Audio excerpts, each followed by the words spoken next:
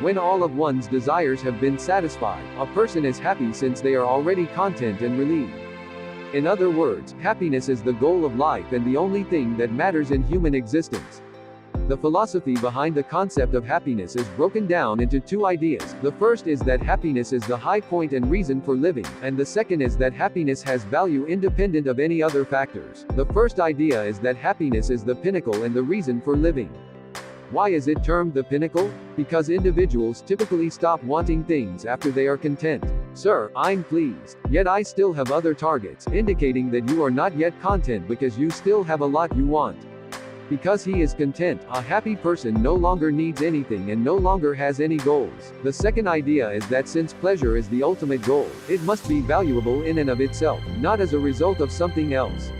If someone's happiness depends on others, they are either not actually happy or are only pretending to be happy. For instance, if we wanted to eat, would it make us happy? Why can't eating be considered happiness? Because there are other goals we must pursue in addition to eating.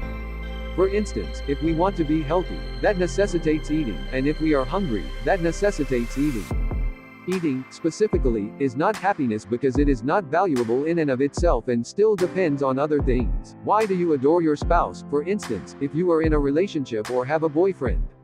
The point is that your boyfriend is still there because your girlfriend is outside of love itself, which means that her name is worthless in and of itself but valuable because of something other than him.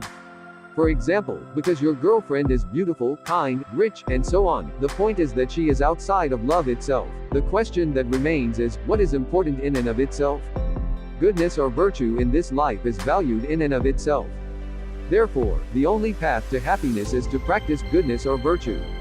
Why? Being a decent person is the only requirement for happiness, as doing good will make us feel comfortable, serene, content, and joyful.